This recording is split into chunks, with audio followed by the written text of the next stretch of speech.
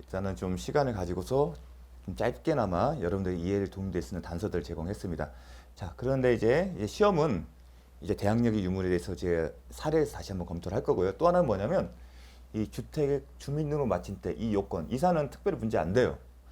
주민등록을 마친 때 이 마친 때에 대해서 그 판례가 여러 가지가 있습니다. 그 내용을 만약 가족 중에 임대차 계약의 당사자가 아닌 다른 가족이 주민등록 전입신고를 했을 때 효력이 있는지 그런 어떤 쟁점 몇 가지가 있는데 시험 나오는 거에 중심을 해서 살펴보도록 하겠습니다. 먼저 이 기초 20문제 한번 잠깐 보겠습니다.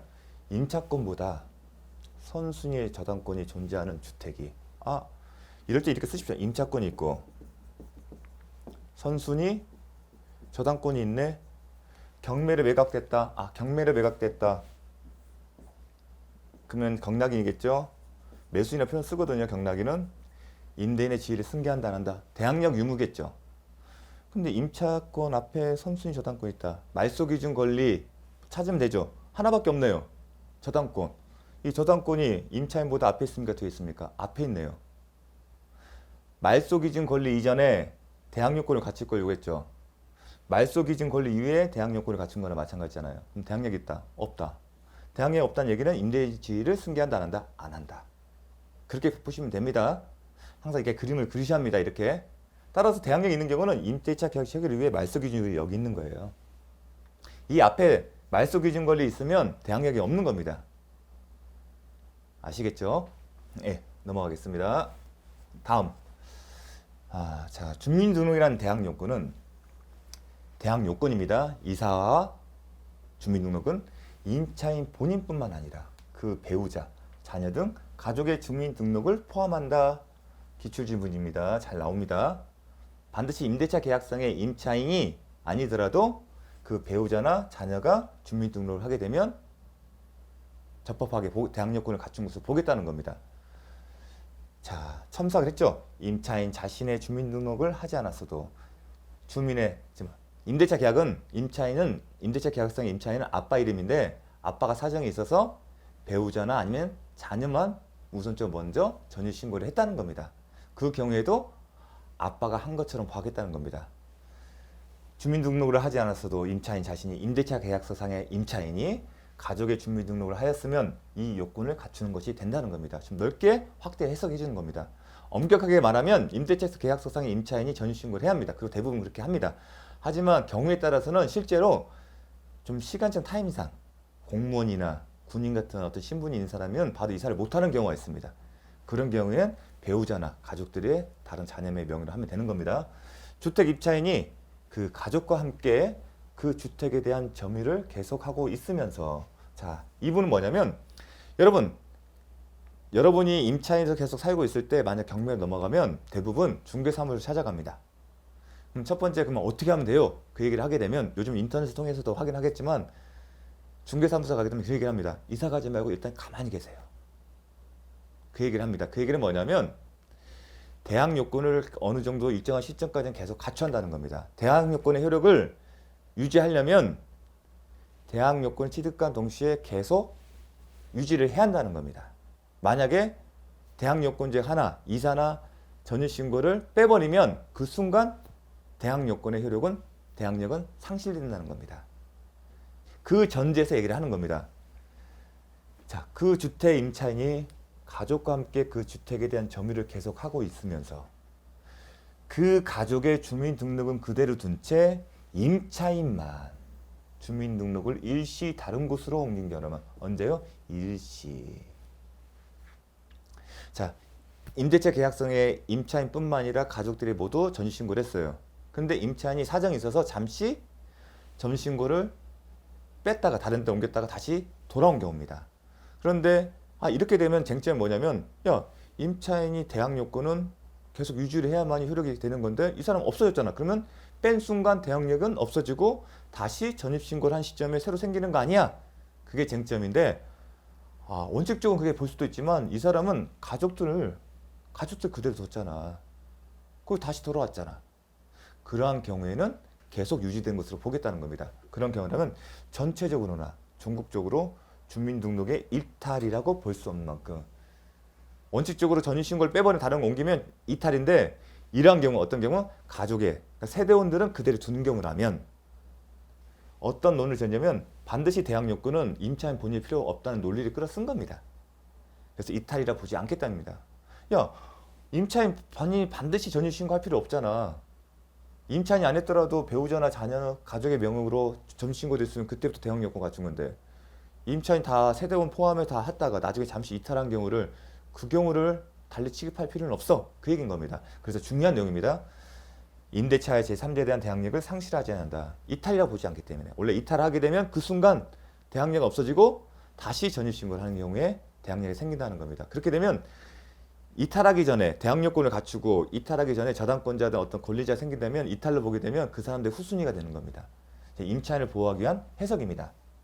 그 얘기는 결국은 대항력권은 대항력 취득 시에만 구비하면 족한 것이 아니고 대항력을 유지하기 위해서는 계속 존속해야 한다. 그런 겁니다. 이것도 중요한 개념입니다. 그렇기 때문에 자 이런 경우 뭐냐면 일시하는 게 되면 이 세입자가 새롭게 대출을 받고 싶을 때 은행에서 권유를 잠시 좀 뺐다가 다시 오십시오 하는 경우가 있습니다. 그렇게 함으로써 대출, 전세자금 추가적으로 받고 하는거나 어떤 대출 받기 위해서는 그렇게 권유하는 경우가 있어서 빠지는 경우가 있고 직무상, 직업상 어쩔 수 없이 하는 경우가 있기 때문에 그런 경우도 있습니다. 이 내용은 상당히 중요합니다. 그리고 이 파트, 대항력은 계속 대항력을 유지하기 위해서는 계속 존속해야 한다. 이것 때문에 그런데 사람이 살다 보면 어느 시점에 이사를 갈 필요가 있어요. 대부분 보증금을 받으면 다 이사 가겠죠. 보증금을 받지 않은 상태에는 계속 있어야 합니다. 그래야 나중에 문제가 생기거나 우선 변제 효력이 계속 유지되거든요. 그런데 사정이 생겨서 이사를 가야 돼요. 근데 예전에는 계속 있어야 한다고 했지만 지금은 그래도 10년 전에 임차권 등기 명령이 생겼지 않습니다. 임차권 등기 명령에 따라서 되게 간단합니다. 임차권 등기가 되면 계속 유지가 됩니다. 등기가 되면 이사를 가더라도 계속 이사한 것을 보기 때문에 그래서 이 부분은 임차권 등기와도 연관해서 생각을 합니다. 자, 요것 때문에 임차권 등기가 제도가 있기 때문에 임차권 등기만 이루어지면 이사 가도 상관없습니다. 대항력 계속 유지한 걸로 봅니다. 자, 주민등록 신고는 행정청에 도달하게 하면 신고를 효력에서 발생한 게 아니라 자, 도달만 하는 게 아니라 도달하죠 문서가. 우리가 근데 이게 뭐냐면 전입신고할 때 가십시오. 신청서 쓰잖아요. 신청서 하게 되면 공무원이 받죠. 받게 되면 뭘 하죠? 접수. 수리한 경우에 비로소 신고 효력이 발생한다. 결국은 수리는 뭐냐면 접수한 경우에. 접수 전까지는 아직 효력이 발생하는 겁니다. 근데 대부분 제출하게 되면 접수를 하겠죠. 자, 하지만 이제 옛날에 뭐 우편으로 하든 그런 경우겠죠. 행정처에 도달만 했다면 보게 되면 접수는 도달과 접수에는 시간적 간격이 생길 수 있기 때문에 그렇습니다. 근데 대항력이 어떻게 반제 발생한 시점에 따라서 우열관계 발생할 수 있기 때문에 되게 중요한 내용인데 우리는 뭐다? 도달만 하면 되면 신고 효력이 발생하는 것이 아니라 언제? 수리한 경우. 판례고 기출 26회 기억하셔야 합니다. 자, 이 경우는 뭐냐면 주택임대차보호법 제3조에서 제1항에서 임차권 등기 명령에 의한 임차권 등기의 효력에 관한 동법 제3조의 제5항 규정은 621조에 의한 주택임대차 등기의 효력에 관하여 이를 준용한다고 규정하고 있을 뿐 주택임대차보호법 3조에서 5항의 규정을 전세권 설정 등기의 효력에 관하여 준용할 법적 근거가 없는 점 등을 종합하면 자 설명을 드릴 겁니다. 핵심은 이겁니다. 32회 기출문제인데 임차인이 그 지위를 강화하자 주택임차인이 임차인의 지위를 강화하자 뭘 한다? 별도로 대항력권도 갖췄고 전세권 설정 등기도 마쳤습니다. 그 경우에 주택임차인이 주택임대차보호법 제3조 제1항의 대항력권을 상실하면 그런데 이 사람이 지금 임차인이 대항력권도 갖추고 플러스 전세권도 갖췄어요. 그런데 임차인이 대항력권이 뭐였었죠? 이사, 전입신고. 다른 데로 이사 가고 다른 데로 전입신고를 했어요. 그러면 대항력권 상실하죠. 그러면 대항력권 상실하면 대항력이 없어지죠. 그런 상황인 겁니다. 그런 상황인데 상실하면 이미 취득한 주택임대차 보호상의 대항력 및 우선 변경을 상실합니다. 대항 요건은 취득 시뿐만 아니라 계속 가지고 있어야죠. 근데 대항 요건이 이사나 전입신고 다른 데를 하게 되면 그 순간 없어져요. 그럼 대항 요건과 우선 변조건이 없어집니다. 근데 뭐가 문제냐면 이 사람은 그래 내가 대항 요건을 상실하게 되면 이해하게 되는데 뭘 갖고 있다? 전세권이 있다. 전세권이 있기 때문에 이 대항 요건은 계속 유지되는 게 아닌가 그 얘기를 하는 건데 그 근거가 뭐냐면 주택임대차보호법에 따르면 임차권 등기를 하게 되면 등기 시점에 새로이 대항 요건을 갖춘 것을 보기도 하고 그 이전에 대항 요건을 취득한 게 있었다면 그게 계속 동일성 유지하되 유지되는 것을 보고 있습니다. 더 나아가 민법 621조에 따라서 주택 임차권을 등기하게 되면 임차권 등기한 순간에 대항 요건을 갖춘 것으로 보고 기존에 만약 대항 요건이 있었으면 계속 동일성을 가진 것처럼 계속 유지되는 것을 보는 근거가 법적 근거가 있습니다. 하지만 그 근거를 따라서 야 주택임대차보호법 민법 제621조에 따라 임차권 등기한 경우에도 주택법이 정한 대항 요건을 보는 것으로 하는데 전세권도 준용되는 게 아니냐 마찬가지로 취급해야 하는 거 아니냐 그렇게 하는데 판례는 마찬가지로 취급을 못한다는 겁니다. 근거 조문이 없다는 겁니다. 더 나아가 현실적인 문제는 뭐냐면 621조에 따른 주택에 관한 임차권 등기를 하거나 아니면 임차권 등기 명령에 따른 할 때 등기사항이 뭐가 있냐면 이사일자, 전입신고일자 이 대항 요건에 관련돼서 기재를 하게 됐습니다. 하지만 전세권은 그렇지가 않아요. 그렇기 때문에 법이 정하고 있지 않는 전세권에 대해서는 준용을 하지 않겠다는 겁니다. 즉 전세권이 있다 하더라도 주택임대차보호법에 따른 대항 요건을 갖춘 것으로 볼 수 없다는 겁니다. 따라서 이 사람은 대항 요건을 상실하는 겁니다. 그럼 이 사람 보호는 그냥 전세권을 기초해서 보호를 받는 겁니다. 그 얘기입니다. 상당히 좀 중요한 내용인데 전세권 설정 등기를 마쳤더라도 임대차보호법상의 주택임대차보호상의 대항 요건을 상실하면 이미 취득한 주택임대차보호상의 대항 및 우선표를 상실한다. 이 표현은 정확하게 기억을 하십니다. 그 근거는 바로 621조. 이 주택임대차보호법을 보시면 됩니다. 거기에 따르면 임차권 등기 명령 임차권 등기 민법 621조에 따른 임차권 등기일 때는 주택임대차보호법 제3조 제1항의 대항 요건을 갖춘 것을 보거나 아니면 기존의 것이 동일성을 가진 채 계속 유지된 것을 본다. 이런 내용이 있습니다. 하지만 전세권은 그런 내용이 없어요. 따라서 준용을 못하기 때문에 대항 요건을 상실하면 그 즉시 기존에 취득한 대항 요건과 우선 변제권도 상실한다. 명확하게 기억을 하셔야 합니다. 자, 이건 뭐냐면 이것도 이제 기출이 된 지문인데 한번 보겠습니다. 갑의 주택에 관하여 소유권 이전 등기를 격려하고 자기 거예요. 소유자였어요. 갑이 주택에 관하여 소유권 이전 등기 격려하고 전입신고까지 마친 다음 처와 함께 거주하다가 즉 자기 집에서 자기와 부부가 살고 있어요. 그러면 전입신고는 갑과 부인이 되겠죠. 이런 와중에 을과 매매계약을 했어요. 근데 이런 경우가 있습니다. 매매계약도 하는데 그것도 다시 임차예요.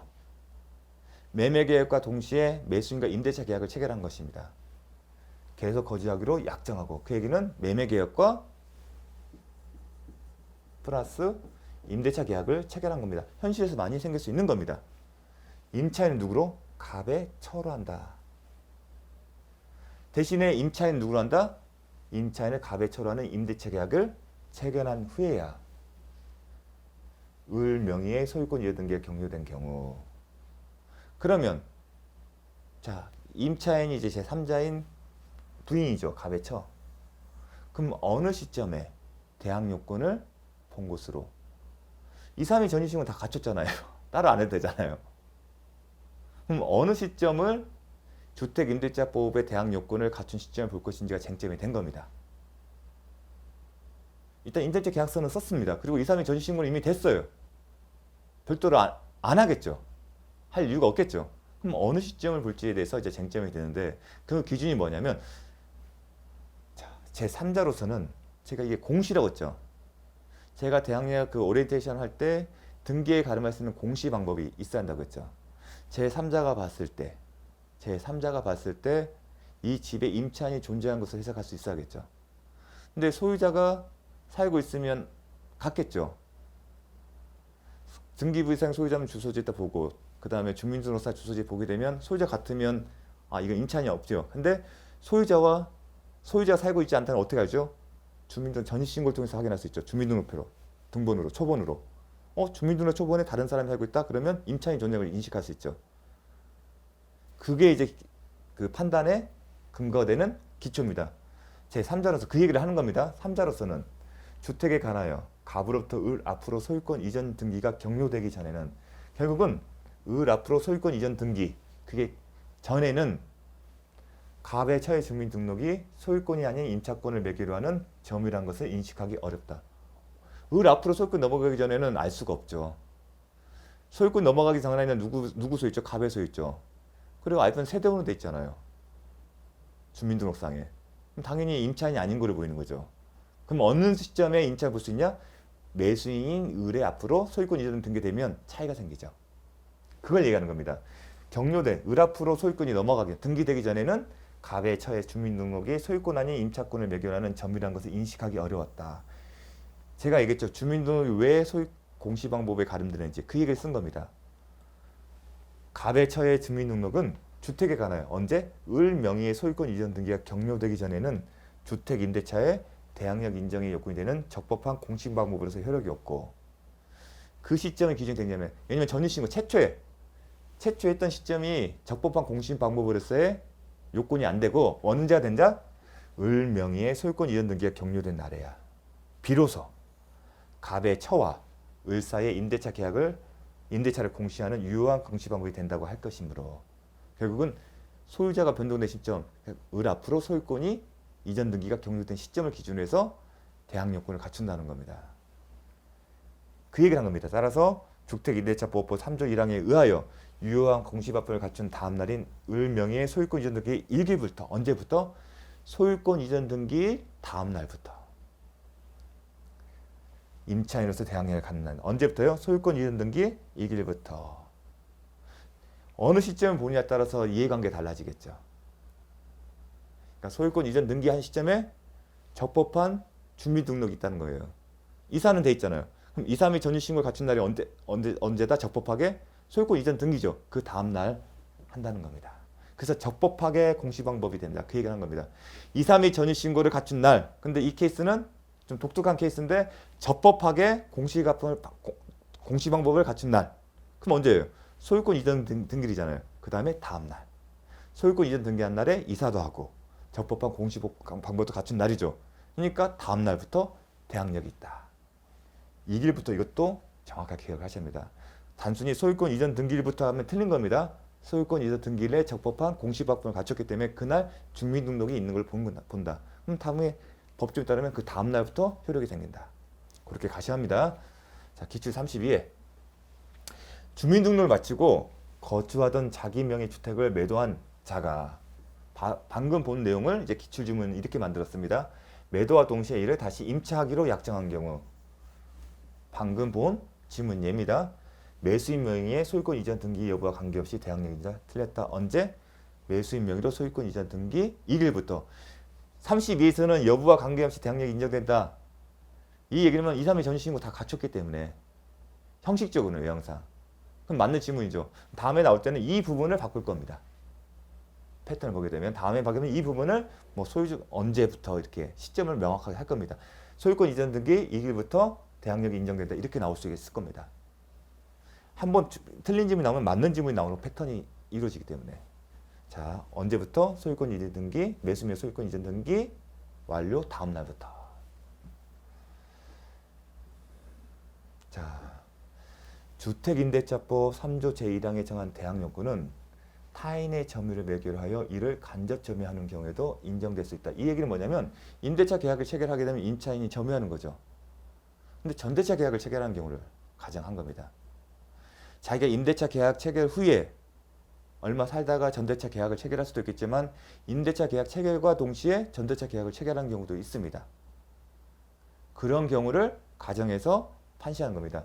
그런 경우에도 타인의 점유를 매개해서 간접 점유하는 경우도 인정될 수 있다는 거. 즉 전대차 계약을 생각하시면 됩니다.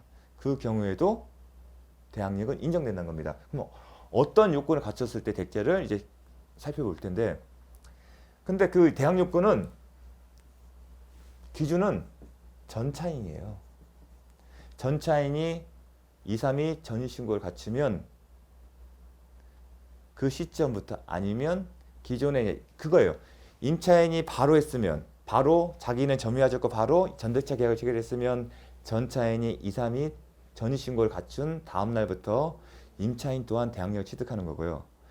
임차인이 주택에 살다가 어느 시점에 전대차 계약을 체결하게 되면 전차인이 그런 요건을 갖춘 경우에 기존의 대항력과 우선매입 그대의 동일성을 유지한 때 존속된다. 그런 내용이 나오는 겁니다. 그렇게 나옵니다. 읽어볼게요. 임차인이 임차주택을 직접 점유하여 거주하지 않고 그곳에 주민등록을 하지 않은 경우라더라도, 그러니까 자기가 바로 살지 않고 전대차 계약을 체결한 겁니다. 그러한 경우라도 임대인의 승낙을 받아 적법하게 임차주택을 전대하고, 당연히 적법하게 전대를 해야 합니다. 당연한 전제 조건입니다. 그 전차 누가요? 전차인이 주택을 인도받아 자신의 주민등록을 마친 때에는 이로써 당해 주택이 임대차의 목적이 되어 있다는 사실이 충분히 공시되고, 자, 소유자가 아닌 제3자가 살고 있다는 것을 공시됐다는 얘기는 임대차 관계가 존재한다는 거죠. 그게 전차냐 임차는 중요하지 않습니다. 제3자 누군가가, 소유자가 아닌 누군가가 살고 있다는 게 중요한 겁니다. 포인트는 공시됐을수록 임차인은 누가? 임차인은 주택임대차법에 정한 대항력권을 적법하게 갖추었다고 볼 것이다. 이 내용은 정확하게 기억을 하셔야 합니다. 왜 전차인을 통해서 임차인의 대항력권이, 전차인이 요건을 갖춰야 임차인 대항력을 갖춘 이유가 뭐냐면, 주민등록법상의 주민등록은 실제로 거주하고 거소나 주소를 거주하는 사람만이, 주거하는 사람만이 할 수 있어요. 근데 임차인이 안 살죠. 만약 임차인이 살지도 않는데 하게 되면 그건 적법한 공시방법이 아닙니다. 적법한 공시법은 실제로 거주하거나 주거할 의사가 있는 누구? 전차인 겁니다. 그래서 전차인 명의로 주민등록이 됐을 때, 이사가 되죠. 실제로 거주한 사람이 이사를 해야 하는 거니까. 됐을 때 누구가 그 요건을 갖추면 당연히 임차인도 대항 요건을 적법하게 갖춘 걸 본 거다. 이 얘기가 결국은 이 얘기입니다. 대항 요건은 타인의 점유를 매개하여 이를 간접 점유하는 경우도 인정될 수 있다. 언제? 전차인이 이사를 하고 거기서 살고 전입신고를 갖춘 경우, 전차인 명의로. 이걸 이해하기 위해서는 주민등록사 주소로 주민등록은 그 주택에 실제로 거주하거나 주거하는 사람만이 할 수 있다. 실제로 거주나 주거를 갖지 않은 사람이 주민등록을 쓰면 적법한 공시방법이 아니기 때문입니다. 그게 이해의 포인트입니다. 자, 다음. 처음에 다가구용 단독주택으로 소유권 보존 등기가 격려된 건물의 일부를 임차한 임차인은, 처음에 다가구용은 단독주택이에요. 다가구주택이 단독주택이거든요. 소유권 보존 등기에 격려된 건물의 일부를 임차한 임차인은 이를 인도받고 임차 건물의 지번을 정확히 기재해 점유의 신고를 하면 주택 임대차 보호 소정의 대항력을 적법하게 취득하고, 무슨 얘기냐면 다가구는 1인 주택이 되면 호시 구분이 안 돼 있어요. 건축물 대장에. 그러니까 지번만 정확하게 기재를 하면 돼요. 반대로 다세대나 아파트는 동호수를 정확하게 기재해야만이 유효한 공시방법입니다. 그 얘기를 하는 겁니다. 지금 정확히 지번만 기재하면 되는 겁니다. 근데 문제는 이 사람이 임대차 계약을 체결할 당시에는 다가구였어요. 그러니까 동호수 개념이 없었어요. 근데 살고 있는데 이 다가구용 단독주택이 뭘로 바뀌었다? 다세대 주택으로 변경되었어요. 그럼 다세대 주택이 변경되면 구분 소유물이 생겼다는 겁니다. 뭐 A동 101호, 202호, 103호, 104호 그런 상이 됐다는 겁니다. 이러한 사정만으로 임차인이 이미 취득한 대항력을 상실된 거죠. 그래서 문제가 뭐냐면, 지금 다세대 주택인데 이 지번만으로는 정확한 공시가 안 돼. 원칙적으로는 다세대 주택은 정확하게 동호수를 해야 돼요. 정확하게 동호수를 빼먹거나, 다세대 주택이나 아파트인데 동호수를 안 쓰면 적법한 공시 방법이 아니어서 보호를 못 받아요. 대항력권이 안 생겨요. 그 관점 때문에 이 의문이 생긴 겁니다. 하지만 이 사람 임대차 계약 체결 당시에는 다가구였잖아요. 지번만 정확하게 등록하면 되는 겁니다. 이 얘기는 뭐냐면, 다가구용 단독주택에서 다세대 주택을 바뀌었으면 변경했어 하는 건데 그렇게 안 한 거에 대해서 잘못이 있기 때문에 보호돼서는 안 된다. 그 관점인데 판례는 그렇지 않습니다. 그렇지 않다.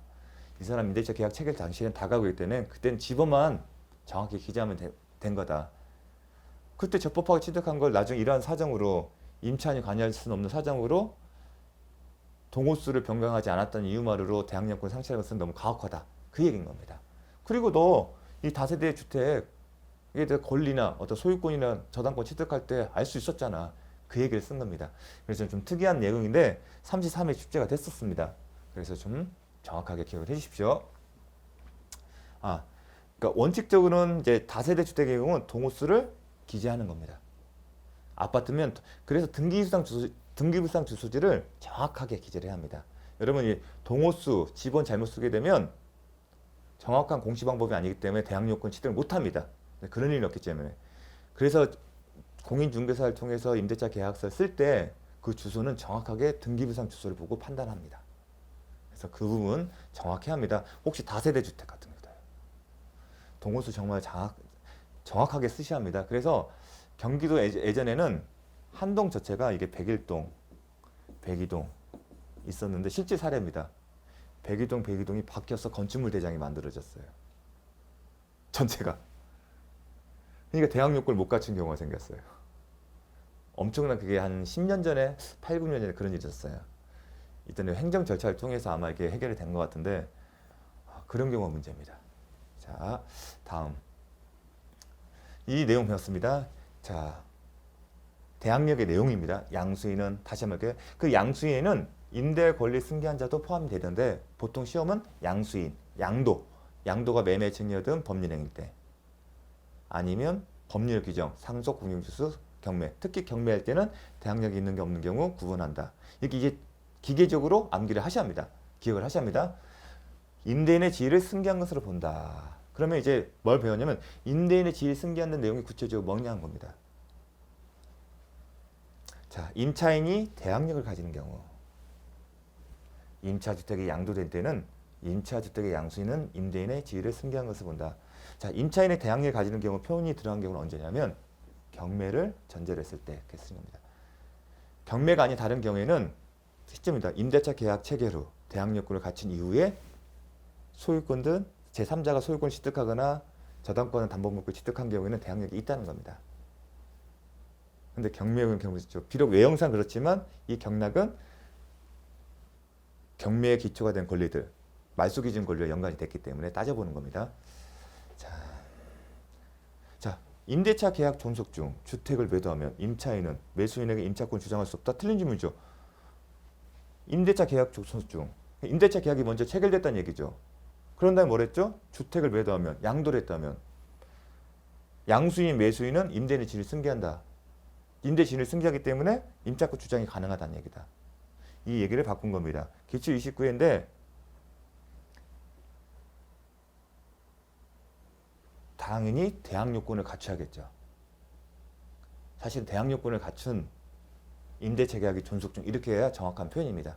근데 거기까지는 신경을 안 썼는데 핵심은 이제 승계된 이 지문을 본 겁니다. 이 내용을 그대로 바꾼 겁니다.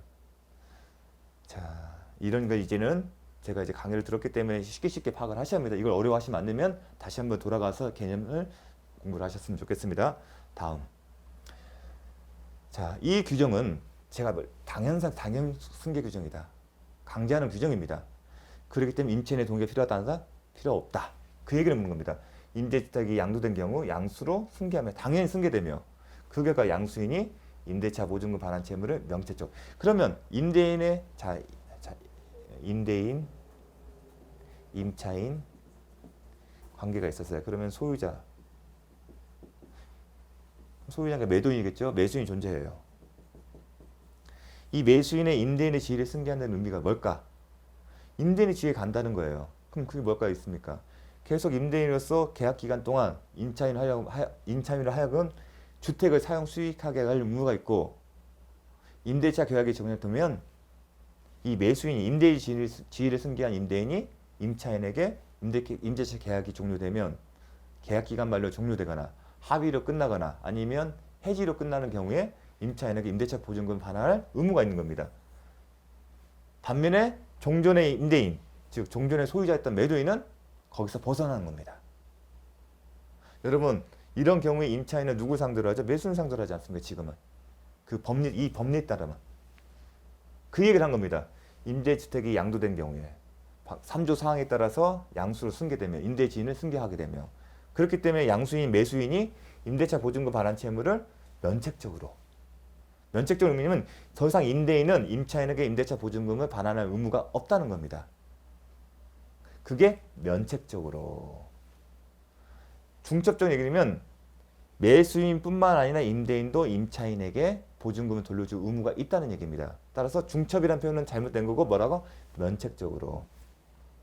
임대인은 이제 보증금을 돌려줄 의무가 없어요. 근데 매수인과 매도인과 그렇게 했잖아요. 보증금 매매대금을 할 때 보증금을 뺐잖아요. 10억이면 매매대금이 10억이고 보증금이 8억이면 매수인이 매도인에게 실제로 준 매매대금 현금 준 게 얼마예요? 2억밖에 안 되잖아요. 그 이유가 면책적으로 인수하기 때문에 그렇습니다. 임차인 의사 상관없이. 나중에 매수인이 8억을 돌려주니까 매도인 여기서 벗어나고 그걸 정확하게 기억하셔야 합니다. 따라서 매수인이 임차인에게 임대차 보증금 지급하더라도 자신의 채무를 변제하는 겁니다. 자기가 임대인의 지위에서 하는 거잖아요. 자기 채무를 변제하기 때문에 타인을 위해서 한 건 아닙니다. 그것도 기억하셔야 합니다.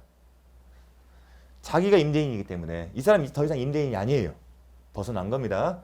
정확하게 이걸 아셔야 합니다. 이 개념 되게 중요합니다. 면책적으로. 중첩적은 잘못됐다. 중첩이보다 매수인뿐만 아니라 매도인이었던 즉 종전의 임대인이었던 매도인도 같이 임차인의 보증금을 반환할 의무가 있을 때는 중첩이라고 하는데 임대인 빠지잖아요. 양도인은 임대차 관계에서 이제 빠진다는 게 탈퇴하여요. 임차인에 대한 보증금 채무를 면하게 된다. 기출 31회. 되게 중요한 의미입니다. 3조 사항의 의미가 바로 이 내용이에요. 이걸 정확하게 암기를 하셔야 합니다. 정확하게 기억하셔야 합니다. 이거는 이제 가장 기본이 되면서 가장 중요한 내용입니다. 그러므로 주택 양수인이 임차인에게 양수인이 임대차 보증을 반환하였다 하더라도 이는 매도인 다른 사람의 채무를 변제한 게 아니라 누구를? 자신의 채무를 변제한 것에 불과할 뿐 양도인의 종전에 아까 임대인이 있었죠. 임대인, 임차인, 매수인, 양수인이죠. 이 사람의 채무를 대신 변제한 것이거나 양도인이 이 금액 상당의 반환 채무를 면하면서 법률학상 없이 이익을 얻고 양수인이 그로서 상당의 손해를 입었다고 할 수 없다. 즉 뭐냐면 부당이득 반환이 아니란 겁니다. 다른 사람의 채무를 변제한 거라면 구상금 등 부당이득 반환 청구를 할 수 있는데 이건 누구 채무 변한 거다? 내가 내 거를 단지 갚은 것 뿐이다. 돌려준 것 뿐이다. 맞잖아요. 그러니까 매매대금 생각하시면 돼요. 임대인, 종전 매도인, 양도인이겠죠? 이 사람은 임대인, 매도인, 양도인입니다. 이 사람 채무는 아니죠. 이 사람 빠졌잖아요. 그리고 매매대금도 이미 정산이 이루어졌어요. 단지 이 사람 자기 걸 가지고 임대인 지위니까 자기가. 내가 임대인 지위에서 갚은 것 뿐이에요. 돌려준 것 뿐이에요. 갚은 게 아니라. 그렇기 때문에 다른 사람 채무를 변제한 거다. 대의변제를 얘기하게 되면 구상권이 대의변제를 한 거라면 구상권이 발생한다는 얘기와 연결됩니다. 이게 만약 대의변제라면 양수인은 양도인에게 구상권을 행사할 수 있다. 아니면 부당이득 반환 청구권을 행사할 수 있다는 개념이 성립되는데 타인의 채무가 아니라 타인의 채무를 대신 변제한 게 아니라 자기의 채무를 변제하기 때문에 구상권도 부당이득 반환 청구권도 행사할 수 없다는 얘기를 한 겁니다. 그 얘기를 하고 싶은 겁니다. 이 얘기도 정확하게 같이 연장선상에 있기 때문에 정확하게 기억을 하셔야 합니다. 그 결과 양수인은 양도인에게 부당이득 반환 청구를 할 수 없다. 기출 31에 나왔네요.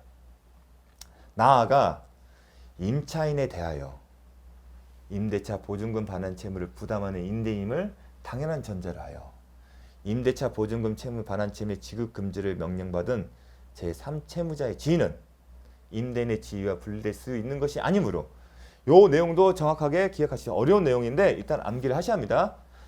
일단은 내용 읽어보겠습니다. 임대주택의 양도로 임대인의 지위가 일체로 양수인에게 이전된다면 채권 가압류의 제3채무자의 지위도 이익입니다. 채권 가압류의 제3채무자의 지위도 임대인의 지위와 함께 이전된다고 볼 수밖에 없다. 이 내용을 먼저 암기를 하셔야 합니다. 잠시 쉬었다가 여기 설명부터 다시 하겠습니다.